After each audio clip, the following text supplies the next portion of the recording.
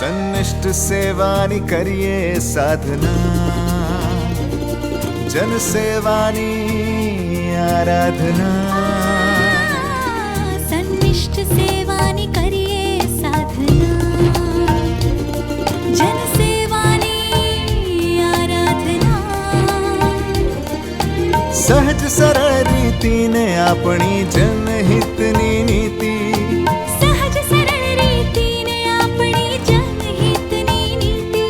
સાથે મળીને લખીએ આપણે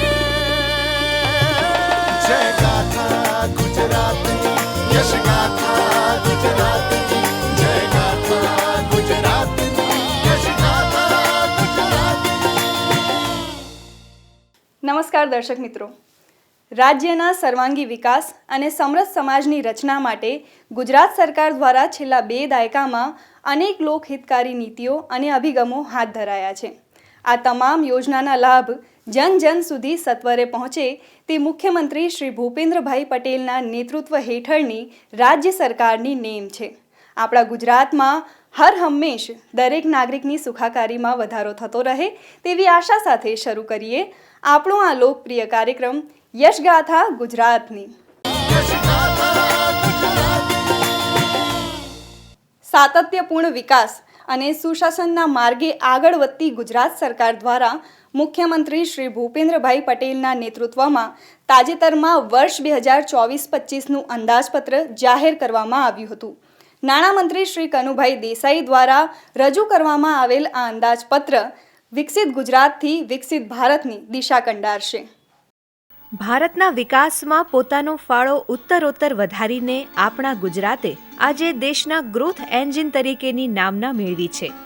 રાજ્યની આ વિકાસ યાત્રાની મજબૂત નીંવ પ્રસ્થાપિત કરનાર રાજ્યના તત્કાલીન મુખ્યમંત્રી શ્રી અને દેશના વર્તમાન પ્રધાનમંત્રી શ્રી નરેન્દ્રભાઈ મોદીએ આઝાદીની શતાબ્દી એટલે કે વર્ષ 2047 સુધીમાં ભારતને વિકસિત રાષ્ટ્ર બનાવવાનું આહ્વાન કર્યું છે.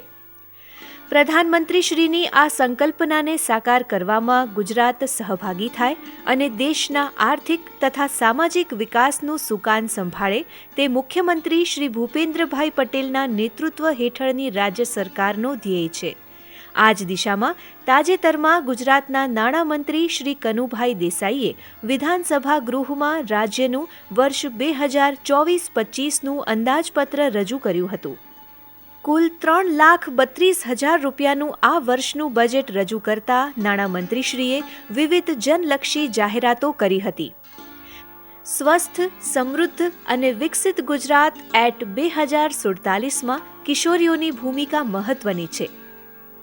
ત્યારે દીકરીઓના પોષણ, આરોગ્ય અને શિક્ષણ ત્રણેયને પ્રોત્સાહિત કરવાના હોલિસ્ટિક એપ્રોચ સાથે 3 નવી યોજનાઓ નમો લક્ષ્મી યોજના, નમો સરસ્વતી યોજના અને નમો શ્રી યોજનાની નાણામંત્રીશ્રી દ્વારા જાહેરાત કરવામાં આવી હતી. હું નમો લક્ષ્મી યોજનાની જાહેરાત કરું છું. સરકારી અનુદાનિત ખાનગી માધ્યમિક અને ઉચ્ચતર માધ્યમિક શાળાઓમાં અભ્યાસ કરનાર પાત્રતા ધરાવતી અંદાજે 10 લાખ વિદ્યાર્થીઓને ધોરણ 9 અને 10 માટે વાર્ષિક ₹10,000 તેમજ ધોરણ 11 અને 12 માટે વાર્ષિક ₹15,000ની સહાય આપવામાં આવશે. આ યોજના હેઠળ 12 સુધીનો અભ્યાસ પૂર્ણ કર્યેથી કુલ 50,000ની સહાય મળવાપાત્ર થશે. પ્રધાનમંત્રી શ્રી નરેન્દ્રભાઈ મોદીએ સ્વચ્છતાનો સંદેશ ઘેર ઘેર ગુંજતો કરીને સ્વચ્છતા માટેના જન આંદોલનથી સ્વચ્છ ભારતની જે પ્રતિબદ્ધતા દર્શાવી છે તેને ગુજરાતમાં વેગ આપવા નિર્મળ ગુજરાત 2.0 અભિયાન માટે આ વર્ષના બજેટમાં 2 ગણા વધારાની સાથે કુલ ₹2,500 કરોડનું પ્રાવધાન કરવામાં આવ્યું છે. આ ઉપરાંત શહેરોના આયોજનબદ્ધ વિકાસ માટે 7 નગરપાલિકાઓ નવસારી, ગાંધીધામ, મોરબી, વાપી, આણંદ, મહેસાણા તથા સુરેન્દ્રનગર વઢવાણને મહાનગરપાલિકાનો દરજ્જો આપવાની જાહેરાત પણ નાણામંત્રીશ્રી દ્વારા કરવામાં આવી હતી. 3 થી 5 વર્ષના બાળકો માટે આંગણવાડીમાં પૂર્વ પ્રાથમિક શિક્ષણ ઉપરાંત પોષણક્ષમ આહાર આપવામાં આવે છે. આંગણવાડીઓને વધારે કાર્યક્ષમ બનાવવા હાલની વ્યવસ્થામાં નોંધપાત્ર ફેરફાર સાથેની ₹1,800 કરોડના ખર્ચે અમલી બનનાર આંગણવાડી 201 યોજનાની હું જાહેરાત કરું છું. આ યોજના અંતર્ગત આગામી 3 વર્ષમાં અદ્યતન ટેકનોલોજી સાથે 8,000 નવી આંગણવાડીઓનું નિર્માણ કરવામાં આવશે અને 20,000 આંગણવાડીઓને આઈટી કનેક્ટિવિટી પૂરી પાડી સ્માર્ટ આંગણવાડી બનાવવામાં આવશે. વિશ્વ સ્તરીય શહેરી વિકાસ અને જન સુખાકારીના નવા આયામો સર કરવાના લક્ષ્યાંકને સમાવિષ્ટ કરતા ગુજરાત બજેટ 2024-25માં સાબરમતી રિવરફ્રન્ટને ગાંધીનગર તથા ગિફ્ટ સિટી સુધી લંબાવવાનો મહત્વપૂર્ણ નિર્ણય કરવામાં આવ્યો છે. કુલ 38 કિલોમીટરનો આ સાબરમતી રિવરફ્રન્ટ વિશ્વના સૌથી લાંબા અને રળિયામણા રિવરફ્રન્ટનું ગૌરવ મેળવશે. અમદાવાદ, ગાંધીનગર, ગિફ્ટ સિટીની ટ્રાય સિટી તરીકેની આગવી વિકાસ ઓળખમાં આ સળંગ રિવરફ્રન્ટ નવું સીમાચિહ્ન બનશે. સાતત્યપૂર્ણ વિકાસ દ્વારા વર્ષ 2047 સુધીમાં વિકસિત ભારતના પ્રધાનમંત્રી શ્રી નરેન્દ્રભાઈ મોદીના સંકલ્પને સાકાર કરનારા વર્ષ 2024-25ના આ રાજ્ય બજેટને મુખ્યમંત્રી શ્રી ભૂપેન્દ્રભાઈ પટેલે આવકાર્યું હતું.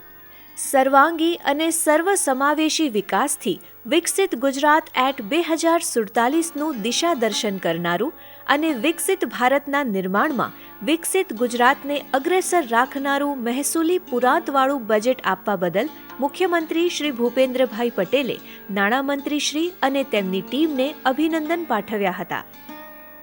મુખ્યમંત્રીશ્રીએ કહ્યું હતું કે સમગ્ર સમાજના સર્વગ્રાહી વિકાસ સાથે ખાસ કરીને ગરીબ, યુવા, અન્નદાતા અને નારી શક્તિને વિશેષ પ્રાધાન્ય આપીને તેમના વિકાસને પ્રોત્સાહિત કરતું આ બજેટ છે. ગત વર્ષે ₹3 લાખ કરોડનું ઐતિહાસિક વિકાસલક્ષી બજેટ આપ્યું હતું. આ વર્ષે ફરી એકવાર તેમાં 10% વધારો કરીને 3,32,000 કરોડની માતબર જોગવાઈઓવાળું બજેટ નાગરિકોની સેવામાં જાહેર કરવામાં આવ્યું છે. ગુજરાતનું વર્ષ 2024-25નું બજેટ સાતત્યપૂર્ણ વિકાસ દ્વારા વિકસિત ભારત એટ 2047ના વડાપ્રધાન શ્રી નરેન્દ્રભાઈ મોદીના સંકલ્પને સાકાર કરનારું બજેટ છે. સમગ્ર સમાજના સર્વગ્રાહી વિકાસ સાથે ખાસ કરીને ગરીબ, યુવા, અન્નદાતા અને નારી શક્તિને વિશેષ પ્રાધાન્ય આપીને તેમના વિકાસને પ્રોત્સાહિત કરતું આ બજેટ છે. ગયા વર્ષે ઐતિહાસિક ₹3 લાખ કરોડનું વિકાસલક્ષી બજેટ આપ્યું હતું. આ વર્ષે ફરી એકવાર તેમાં 10%નો વધારો કરીને 3,32,000 કરોડની માતબર જોગવાઈવાળું બજેટ જનતા જનાર્દનની સેવામાં અમે લાવ્યા છીએ. મુખ્યમંત્રી શ્રી ભૂપેન્દ્રભાઈ પટેલે જણાવ્યું હતું કે આ બજેટ 5G ગુજરાત એટલે કે ગરવી ગુજરાત, ગુણવંતુ ગુજરાત, ગ્રીન ગુજરાત, ગ્લોબલ ગુજરાત અને ગતિશીલ ગુજરાતની સંકલ્પના પર આધારિત છે. રાજ્યના દરેક વર્ગના લોકોને ઉત્તમ ગુણવત્તાયુક્ત જીવન પ્રાપ્ત થાય, વિકાસની સાથે વિરાસતનું પણ સંવર્ધન થાય તેવા સસ્ટેનેબલ ડેવલપમેન્ટને આ બજેટ વેગ આપશે. આપણે ગુજરાતને આવનારા દિવસોમાં 5G ગુજરાત બનાવવાની દિશા લીધી છે. 5Gનો અમારો અર્થ છે અન્ય પ્રદેશોથી શ્રેષ્ઠ હોય એવું ગરવું ગુજરાત, મૂલ્યનિષ્ઠ નાગરિક જીવન, પર્યાવરણ સંતુલન અને સાંસ્કૃતિક વારસાના જતન સાથેનું ગુણવંતુ ગુજરાત, રિન્યુએબલ એનર્જી અને સર્ક્યુલર ઇકોનોમીને પ્રાધાન્ય આપતું ગ્રીન ગુજરાત, સમગ્ર વિશ્વ સાથે આર્થિક અને સાંસ્કૃતિક રીતે જોડાયેલું ગ્લોબલ ગુજરાત, અન્ય પ્રદેશો કરતાં વૃદ્ધિ દર વધુ હોય તેમજ બદલાતી વૈશ્વિક પરિસ્થિતિમાં પણ આર્થિક રીતે અગ્રેસર રહે તેવું ગતિશીલ ગુજરાત. શિક્ષિત ગુજરાત, સુપોષિત ગુજરાત અને વિકસિત ગુજરાતની પરિકલ્પનાને સાકાર કરતા ગુજરાત બજેટ 2024-25 અંતર્ગત નાણામંત્રી શ્રી કનુભાઈ દેસાઈ દ્વારા સરકારના વિવિધ વિભાગો માટે માતબર રકમની પણ જોગવાઈ કરવામાં આવી હતી.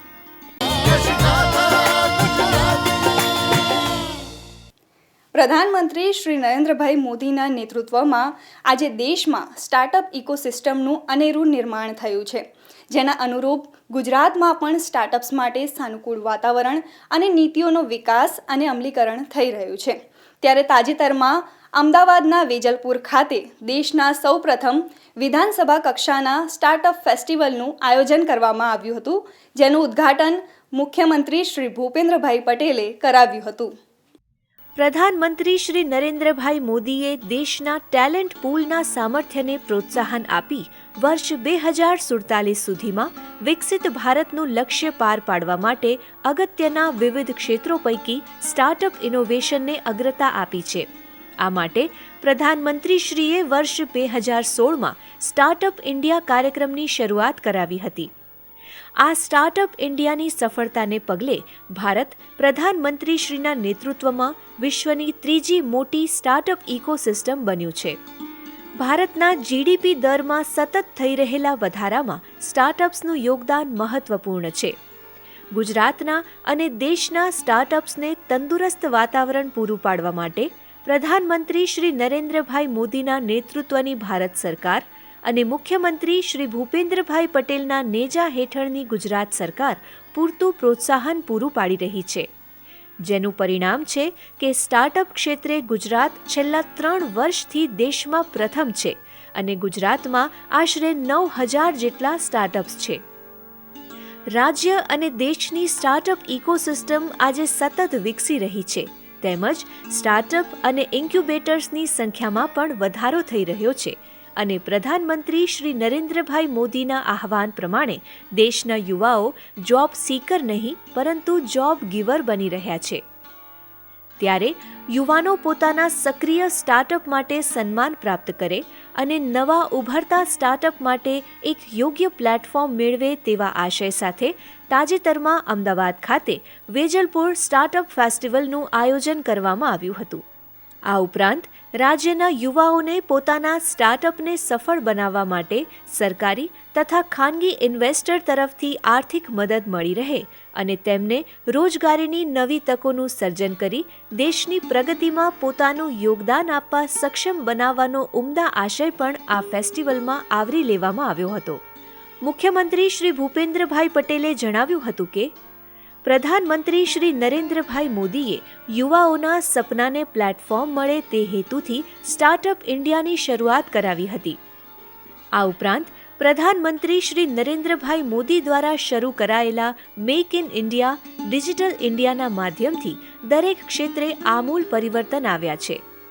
Make in India, startup, digital India, આત્મનિર્ભર ભારત, આપણને બધા એમ લાગે કે આ જે માન્ય નરેન્દ્રભાઈએ જ્યારે એની શરૂઆત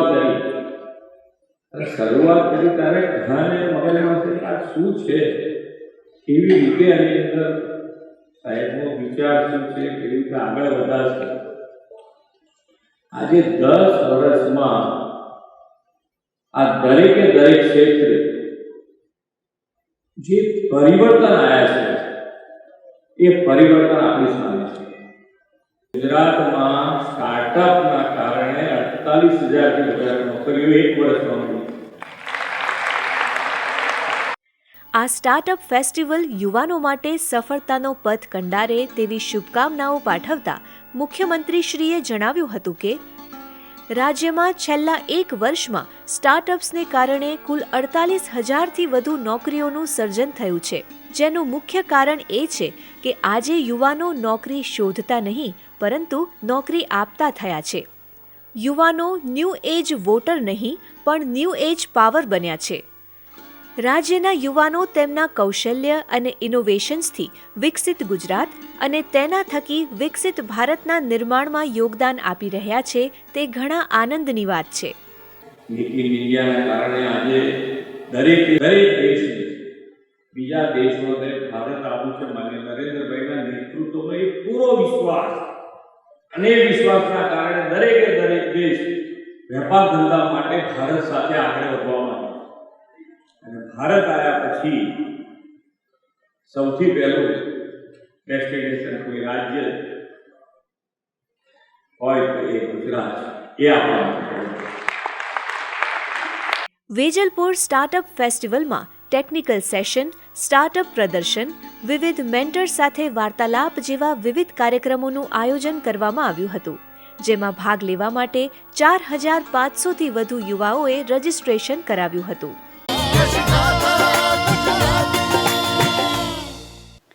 ગુજરાતની વિવિધ શૈક્ષણિક સંસ્થાઓ રાજ્યના શિક્ષણમાં ગુણવત્તાયુક્ત યોગદાન આપીને આ ક્ષેત્રના વિકાસમાં સહભાગી થઈ રહી છે. ત્યારે રાજ્યના શિક્ષણ ક્ષેત્રના વિકાસમાં દશકાઓથી પોતાનું યોગદાન આપતી શૈક્ષણિક સંસ્થા MS યુનિવર્સિટીના 72મા પદવીદાન સમારોહનું આયોજન કરવામાં આવ્યું હતું, જેમાં મુખ્યમંત્રી શ્રી ભૂપેન્દ્રભાઈ પટેલ ઉપસ્થિત રહ્યા હતા અને ભારતના મુખ્ય ન્યાયાધીશ શ્રી DY ચંદ્રચૂડ વર્ચ્યુઅલ માધ્યમથી સહભાગી થયા હતા.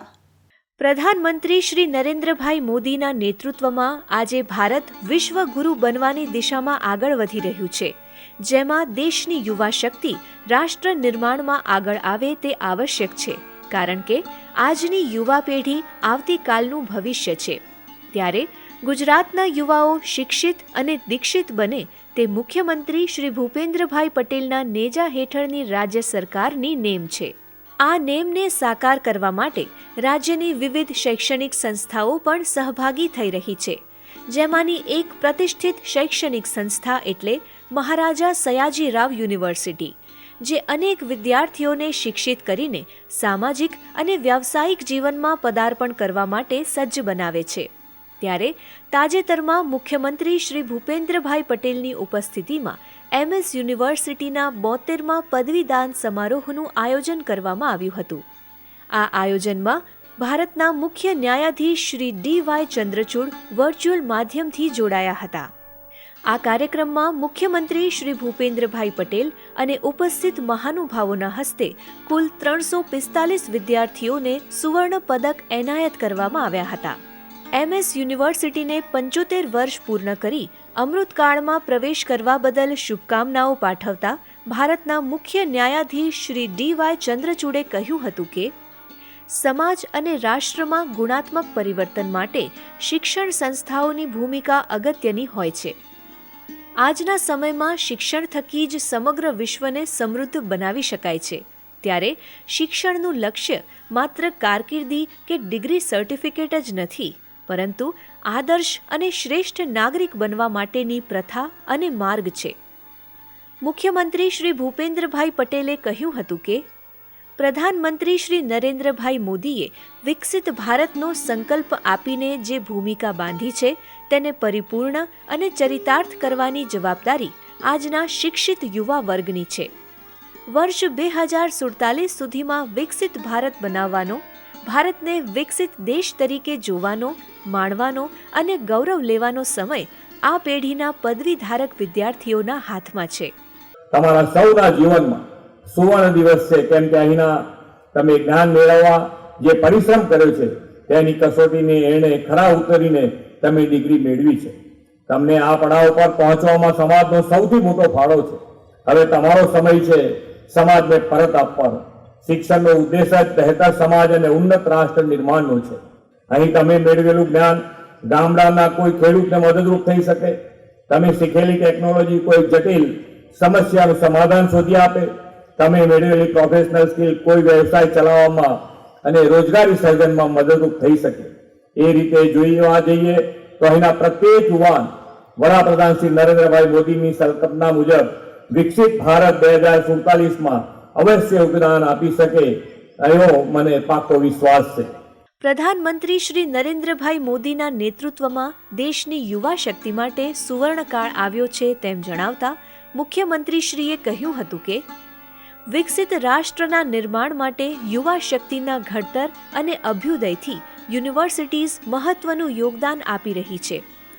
દેશના યુવાનો સામે અત્યારે અનેક તકો ઊભી થઈ છે, જેની પ્રતીતિ કેન્દ્ર સરકારના બજેટમાં પણ થાય છે. પ્રધાનમંત્રીશ્રીના નેતૃત્વમાં શિક્ષણના બજેટમાં 7% જેટલો ધરખમ વધારો કરવામાં આવ્યો છે. આ અવસરે મુખ્યમંત્રી શ્રી ભૂપેન્દ્રભાઈ પટેલે યુનિવર્સિટી દ્વારા પ્રકાશિત પુસ્તકનું વિમોચન પણ કર્યું હતું. આ કાર્યક્રમમાં રાજ્યના શિક્ષણ મંત્રી શ્રી ઋષિકેશભાઈ પટેલ, MS યુનિવર્સિટીના ચાન્સેલર રાજમાતા શ્રીમતી શુભાંગીની દેવી ગાયકવાડ, યુનિવર્સિટીના કુલપતિ ડોક્ટર વિજય શ્રીવાસ્તવ સહિત વિવિધ અધિકારીશ્રીઓ, મહાનુભાવો અને વિદ્યાર્થીઓ ઉપસ્થિત રહ્યા હતા. દર્શક મિત્રો, ગુજરાત રાજ્યમાં ગત સપ્તાહે થયેલા વિકાસ કાર્યો અને પ્રવૃત્તિઓને નિહાળીએ સમાચાર સારાંશમાં. પ્રધાનમંત્રી શ્રી નરેન્દ્રભાઈ મોદીએ સ્ટાર્ટઅપ્સથી લઈને સ્પોર્ટ્સ સહિતના સેક્ટરમાં યુવા શક્તિથી ભારતને આગળ લઈ જવાની અપીલ કરી છે. ખેલે તે ખીલેના ભાવ સાથે પ્રધાનમંત્રીશ્રીએ ફિટ ઇન્ડિયાનો મંત્ર આપ્યો છે. ત્યારે અમદાવાદના આંગણે વિકસિત ભારત સંકલ્પ યાત્રાને અનુરૂપ થીમ સાથે GFI ટૂરનું આયોજન કરવામાં આવ્યું હતું. અમદાવાદના કેન્સવિલે ખાતે ગોલ્ફ ફેડરેશન દ્વારા આયોજિત આ GFI ટૂર 2024નો મુખ્યમંત્રી શ્રી ભૂપેન્દ્રભાઈ પટેલે પ્રારંભ કરાવ્યો હતો. મુખ્યમંત્રી શ્રી ભૂપેન્દ્રભાઈ પટેલે જણાવ્યું હતું કે પ્રધાનમંત્રી શ્રી નરેન્દ્રભાઈ મોદીએ સ્પોર્ટ્સને જીવનનો અભિન્ન હિસ્સો બનાવવાની હિમાયત કરી છે. રમતગમતથી લોકોમાં શારીરિક અને માનસિક વિકાસની સાથે ધૈર્ય, ચપળતા, એકાગ્રતા, સ્વચ્છતા વગેરે ગુણો વિકસે છે. આજે રમશે ગુજરાત, જીતશે ગુજરાતના સૂત્ર સાથે અબાલ વૃદ્ધ સૌ રમતગમત સાથે જોડાયા છે. વ્યવસાયની સાથે આજે ગુજરાતની ઓળખ સ્પોર્ટ્સથી પણ થઈ રહી છે તેમ જણાવતા મુખ્યમંત્રીશ્રીએ કહ્યું હતું કે આજે ગુજરાતમાં સ્પોર્ટ્સ ફેસિલિટી અને ઇન્ફ્રાસ્ટ્રક્ચરના વિકાસ અને સ્પોર્ટિંગ ઇવેન્ટના આયોજન માટે વિશેષ ક્ષમતા કેળવી લીધી છે. કેન્સવિલે ખાતે ગોલ્ફ રમતનું આ આયોજન તેનું જ એક ઉત્તમ ઉદાહરણ છે. શિક્ષણ અને આરોગ્ય સહિતની સેવાઓને વધુ સુદૃઢ કરી ગામડાઓને ગોલ્ફ સાથે જોડવાના આશય સાથે આયોજિત GFI ટૂર 2024 આવનારા સમયમાં 25થી વધુ શહેરોમાં યોજાશે.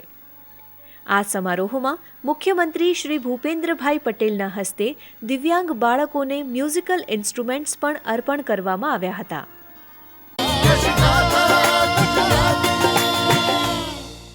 ભારતીય કોસ્ટગાર્ડ રાત દિવસ રાષ્ટ્રની સેવામાં સમર્પિત રહે છે.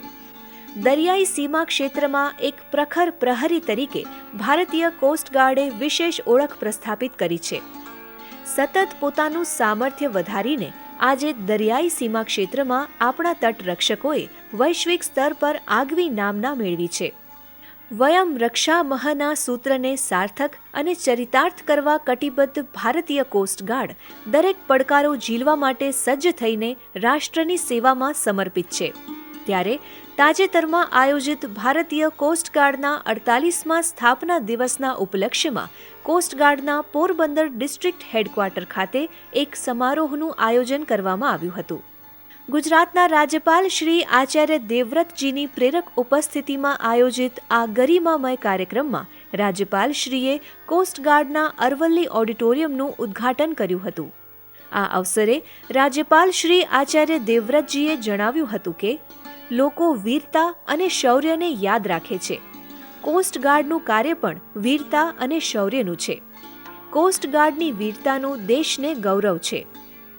વિવિધ પડકારો અને અન્ય કુદરતી આફતો વખતે કોસ્ટગાર્ડના જવાનોએ રાત દિવસ સેવા કાર્ય કર્યું છે તેમ જણાવતા રાજ્યપાલશ્રીએ કહ્યું હતું કે ભારતીય તટરક્ષકોએ દરિયાઈ સીમા પ્રહરી ઉપરાંત પ્રદૂષણ નિયંત્રણ અને સ્વચ્છતાની કામગીરી તથા સમુદ્રમાં સંકટમાં મુકાયેલા લોકોને બહાર લાવવાની મહત્વની કામગીરી કરી છે.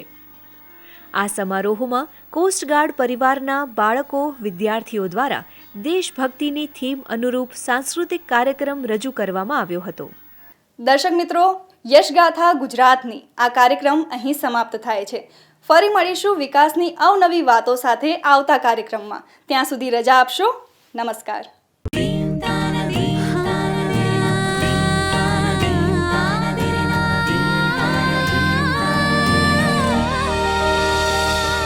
સન્નિષ્ઠ સેવાની કરીએ સાધના, જન સેવાની આરાધના. સન્નિષ્ઠ સેવાની કરીએ સાધના, જન સેવાની આરાધના.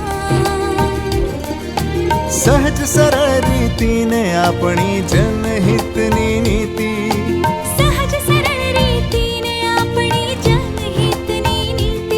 સાથે મળીને લખીએ આપણે જય ગાથા ગુજરાતની, યશ ગાથા ગુજરાતની.